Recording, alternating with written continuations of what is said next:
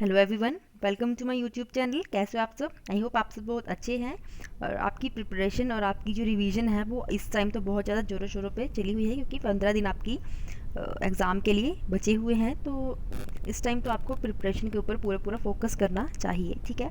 तो मुझे बहुत दिनों से मुझे रिक्वेस्ट आ रही थी इंस्टाग्राम पे कि मैम हमें इनकम टैक्स के ऊपर या फिर अकाउंटिंग और ऑडिटिंग के ऊपर कुछ वीडियोस प्रोवाइड करवाइए। तो मैं उसी के साथ आपके सामने हाजिर हूँ।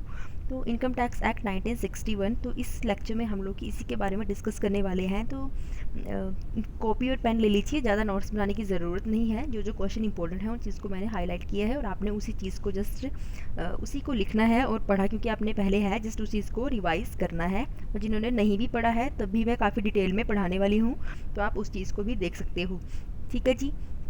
तो इस लेक्चर में हम लोग ज़्यादा लंबा लेक्चर तो नहीं होने वाला है वीडियो, थोड़ी ही चीज़ें हम लोग डिस्कस करने वाले हैं, बाकी हम नेक्स्ट वीडियो में देखेंगे। तो आइए शुरू करते हैं। तो सबसे पहले इनकम टैक्स एक्ट 1961 को शुरू करने से पहले हमें इनकम टैक्स एक्ट की जो इनकम टैक्स है उसकी हिस्ट्री को जान लेना ज़रूरी है कि इंडिया में इनकम टैक्स आखिर आया कैसे, ठीक है। तो सबसे पहले एक क्वेश्चन, जो जो क्वेश्चन यहाँ पे बनता जाएगा ना, आप उस चीज़ को लिखते चलिए। मैं आपको बताती जाऊँगी कि ये क्वेश्चन जो है वो यहाँ से बन रहा है इंपॉर्टेंट, और ये पेपर के लिए भी ज़रूरी है, ठीक है। तो इसको मैंने हाईलाइट किया हुआ है। तो देखिए, इनकम टैक्स जो है वो सबसे पहले 1860 में सर जेम्स विल्सन ने उसे इंट्रोड्यूस किया था, ठीक है। क्यों किया था? क्योंकि 1857 में एक मिलिट्री म्यूटिनी हुई थी जिसमें कि बहुत ज़्यादा लॉस हो गया था। उस लॉस को मीट करने के लिए उन्होंने सबसे पहले इनकम टैक्स की खोज की थी, ठीक है। सबसे पहले उन्होंने इनकम टैक्स को इंट्रोड्यूस किया था, ठीक जी। तो इनकम टैक्स जो है वो 1886 में एक सेपरेट इनकम टैक्स पास किया गया, बट ये टैक्स जो था वो काफ़ी लंबे समय तक फोर्स में भी रहा। बट इसमें क्या था कि बहुत सारी अमेंडमेंट्स इसमें टाइम टू टाइम की गई, सॉरी, ठीक जी। काफ़ी टाइम टू टाइम इसमें अमेंडमेंट्स की गई। In year 1918 a new income tax act was pass. तो 1980 में एक 18 में एक नया इनकम टैक्स को पास किया गया, बट अगेन इसको भी रिप्लेस करना पड़ा एक नए इनकम टैक्स के साथ, क्योंकि उसमें भी बहुत सारी अमेंडमेंट थी, ठीक है। तो जो नया इनकम टैक्स एक्ट था 1922, सॉरी 1990, 1922 था, क्योंकि 92 होता तो 61 नहीं होता, ठीक है। तो 1992 था। तो became very complicated due to various amendment. अब ये भी बहुत ज़्यादा कॉम्प्लिकेटेड था, but this act remains in the force to the assessment year 1961 and 62, ठीक है। तो 1961 और 62 में ये फोर्स में ही रहा। तो बेसिकली इनकम टैक्स एक्ट जो है वो 1961 है, और सबसे पहले इसको किसी ने इंट्रोड्यूस किया था? ये किया था सर जेम्स विल्सन ने। कब किया था? 1860 में, ठीक है। उसके बाद है, अब टैक्स क्या है?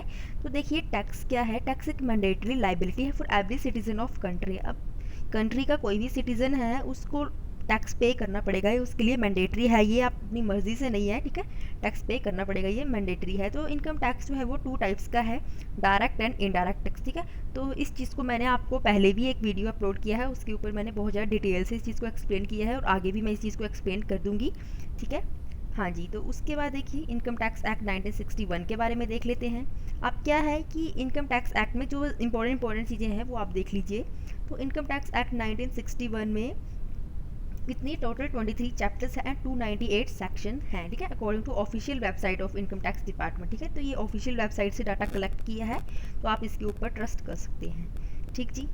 तो क्योंकि जो भी इसके ऊपर डिफरेंट सेक्शंस हैं वो various aspect of income tax के साथ डील करती हैं।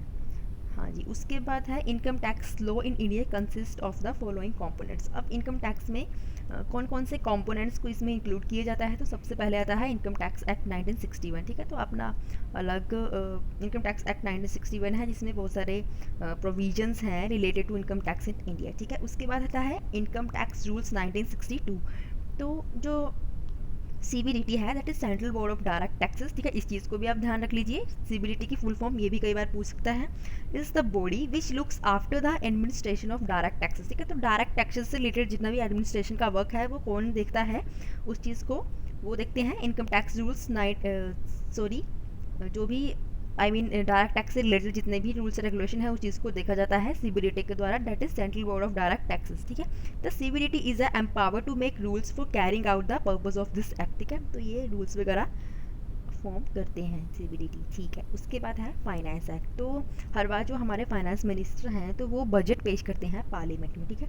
तो कोई चीज़ फाइनेंस एक्ट कब बनती है, तो सबसे पहले एक बिल है फाइनेंस बिल, उसको अप्रूवल मिलती है पार्लियामेंट से और उस चीज़ को फिर क्लियरेंस दी जाती है हमारे प्रेसिडेंट के द्वारा, फिर वो चीज़ क्या बन जाती है, फाइनेंस एक्ट, ठीक है। तो फाइनेंस बिल से क्या हुआ, वो फाइनेंस एक्ट बन गया, ठीक है। उसके बाद है सर्कुलर्स एंड नोटिफिकेशन। तो सर्कुलर्स और नोटिफिकेशन क्या होते हैं कि कई बार जो हमारा एक्ट में कुछ प्रोविजंस हैं जिनको क्लैरिफिकेशन देना बहुत ज़्यादा ज़रूरी है, तो उस क्लैरिफिकेशन को हम दे सकते हैं सर्कुलर्स और नोटिफिकेशन के फॉर्म में, ठीक है। तो क्योंकि ये जो नोटिफिकेशन है ये किसके द्वारा इशू की जाती है, CBDT के द्वारा टाइम टू टाइम, ठीक है। जो central board of direct taxes है वो इन सर्कुलर्स और नोटिफिकेशन को जारी करता रहता है ताकि जो भी क्लैरिफिकेशन है related to provision of income tax, ठीक है, तो वो क्लियर हो जाए, ठीक है। It includes clarifying the doubts regarding the scope and meaning of the provision, ठीक है। तो जो भी इनकम टैक्स में जो भी डाउट्स हैं उनको रिलेटेड टू प्रोविजंस, ठीक है, तो उनका स्कोप और मीनिंग को वो डाउट्स को क्लियर करते हैं, ठीक जी। सर्कुलर्स और नोटिफिकेशंस। आप टाइप्स ऑफ टैक्सेस आ जाता है तो इसके ऊपर मैंने आप बहुत डिटेल में वीडियो बनाया है, आप वो भी चेक कर सकते हैं और यहाँ पे भी मैं आपको जल्दी से बता देती हूँ। तो 2 टाइप के टैक्सेस हैं, वी ऑल नो।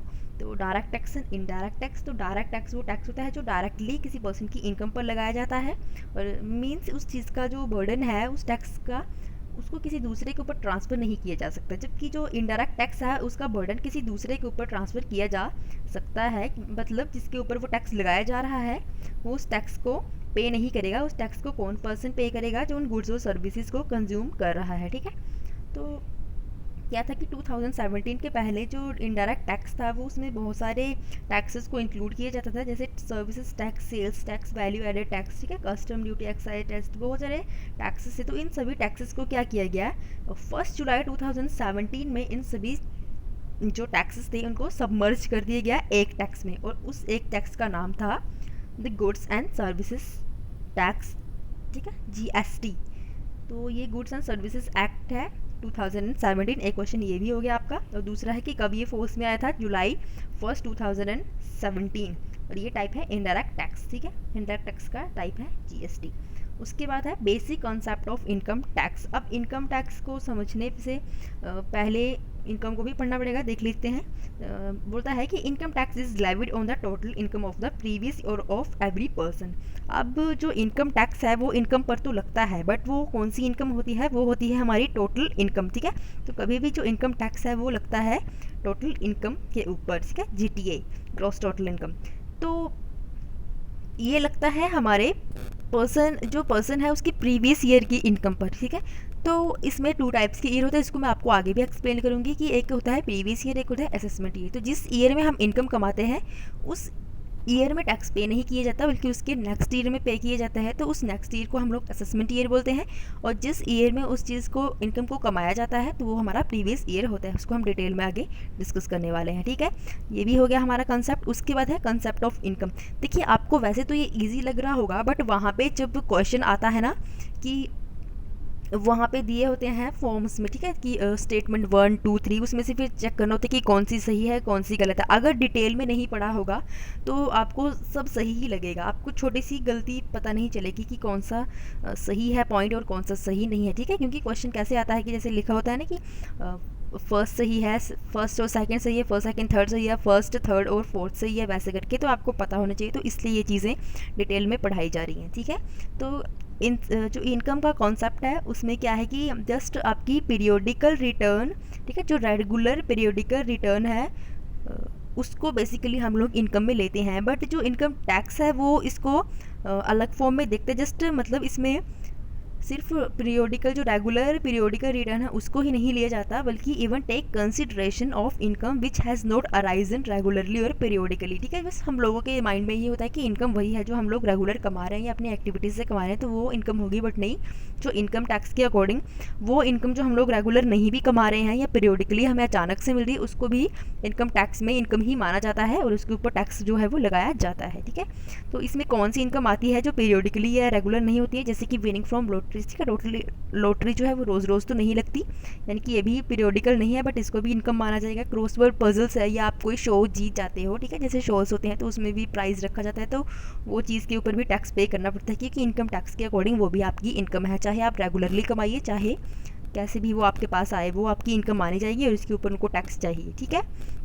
अब इनकम में किन चीज़ों को इंक्लूड किया जाएगा, कैश और काइंड, ठीक है। तो हम लोगों को यही लगता है बेसिकली, एक मेंटली हमारी बनी होती है कि जो चीज़ हमारे पास कैश में आ रही है जस्ट हम उसी चीज़ को इनकम मानेंगे, बट इनकम टैक्स के अकॉर्डिंग सिर्फ जो इनकम रिसीव की है कैश के रूप में उसे ही नहीं, बल्कि किसी काइंड के रूप में, ठीक है, वो किसी अदर फॉर्म में भी हो सकती है, तो उसको भी हम लोग इनकम ही मानेंगे। The calculation of income from kind is subject to different treatments in both direct and indirect tax. तो डायरेक्ट और इनडायरेक्ट टैक्स में अगर आपकी इनकम काइंड के फॉर्म में भी है ना, तो उसकी भी जो है कैलकुलेशन अलग तरीके से की जाएगी। When the income is received in kind its valuation will be meet, ठीक है, उसकी वैल्यूएशन भी की जाएगी। अब है लीगल और इलीगल इनकम। तो जो इनकम टैक्स के अकॉर्डिंग ऐसा कुछ नहीं है कि सिर्फ लीगल इनकम ही होगी, अगर आप इलीगल वे से भी इनकम कमा रहे हैं तो आपको उसके ऊपर भी गवर्नमेंट को टैक्स पे करना ही पड़ेगा, ठीक है।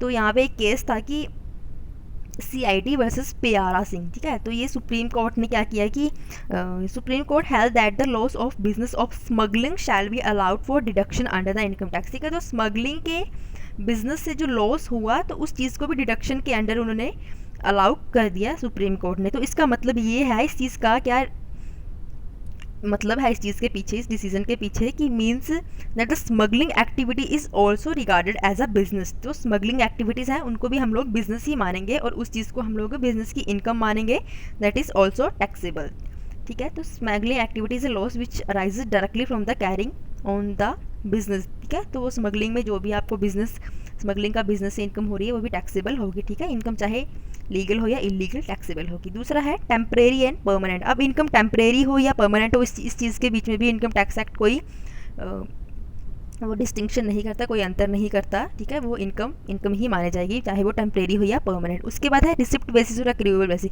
अब ऐसा नहीं है कि जिस चीज़ की आपने उसको रिसिप्ट किया है, मीन्स कैश फॉर्म में रिसिप्ट किया है, आप उसी को इनकम मानेंगे, नहीं। अगर आपने इनकम एक्रू कर लिया है तब भी वो इनकम ही मानी जाएगी। मीन्स अगर आपके पास क्या है कि इनकम को एक्रू कर लिया है और आपके पास उस चीज़ को रिसीव करने का राइट अराइज हो जाता है, राइट बन जाता है, तो वो आपकी इनकम मानी जाएगी and that is also taxable. उसके बाद आते हैं गिफ्ट्स। तो जो गिफ्ट है, आप ऐसा नहीं सोच सकते कि गिफ्ट टैक्सेबल नहीं है, गिफ्ट है तो वो भी किसी काइंड के रूप में है, ठीक है, या कैश के रूप में भी हो सकता है, ठीक है। तो जो गिफ्ट की वैल्यू है वो ₹50,000, ठीक है, 50,000 कैश और do not constitute tax liability. 50,000 तक का अगर आप कैश के रूप में गिफ्ट रिसीव करते हैं तो उसके ऊपर तो आपको कोई टैक्स पे नहीं करना पड़ेगा।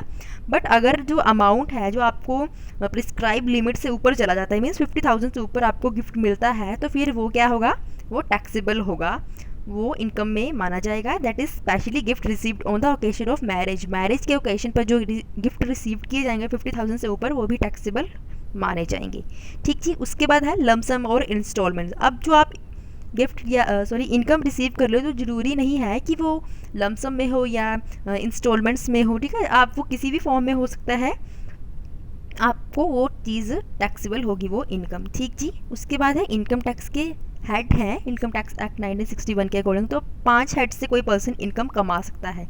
तो वो हेड कौन कौन से हैं? फर्स्ट है salary, income from house property, profit and gains of business and profession, that is PGBP। Fourth है capital gains and last one है इनकम फ्रॉम अदर सोर्सेज, ठीक है। तो 5 हेड है इनकम के, इन्हीं हेड से जो है वो इनकम को कमाया जाता है, ठीक जी।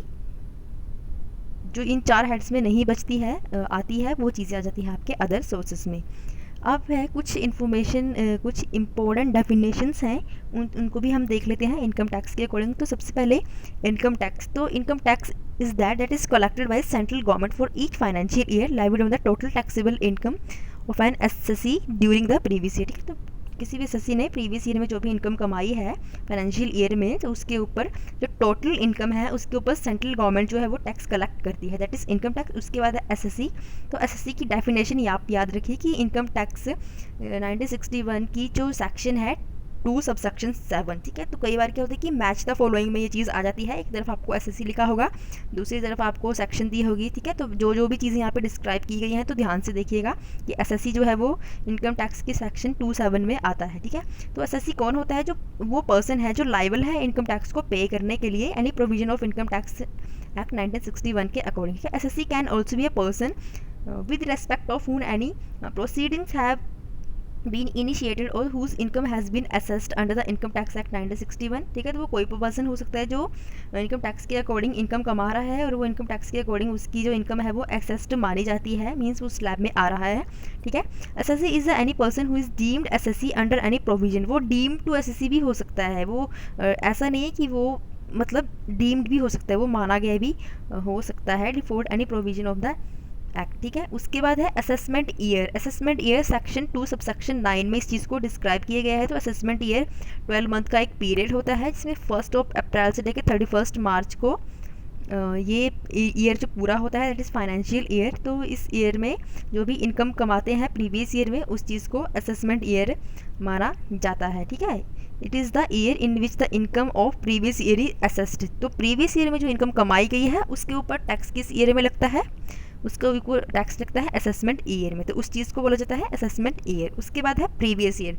तो income earn during the year is taxable in the next year, ठीक है। तो जो इनकम एक साल में कमाई जाती है तो उसके ऊपर टैक्स नेक्स्ट ईयर में पे किया जाता है, ठीक है। तो जो प्रीवियस ईयर की डेफिनेशन है वो सेक्शन 3 में डिस्क्राइब की गई है। तो previous year is the year in which income is earn. जिस ईयर में इनकम को हम कमाते हैं दैट इज़ प्रीवियस ईयर, और जिस ईयर में उस इनकम को असेस करके उसके ऊपर टैक्स पे करते हैं दैट इज़ असेसमेंट ईयर। तो ये ठीक है, तो ये हो गया आपका प्रीवियस ईयर। उसके बाद डेफिनेशन दी गई है पर्सन की। तो सेक्शन 2 सबसेक्शन 31 में इस चीज़ के बारे में डिस्क्राइब किया गया है कि अगर पर्सन कहा जाए तो पर्सन का मतलब क्या है, पर्सन में किन किन लोगों को ऐड किया जाएगा। तो पर्सन में कोई इंडिविजुअल आ सकता है, कोई HUF that is Hindu undivided family, कोई कंपनी हो सकती है, वो फर्म हो सकती है, वो AOP हो सकती है, ये वो कोई लोकल अथॉरिटी हो सकती है, every artificial and juridical person who is not included in any of the above mention category. तो हर पर्सन जो ऊपर कैटेगरी में मेंशन नहीं किया गया है वो भी आपका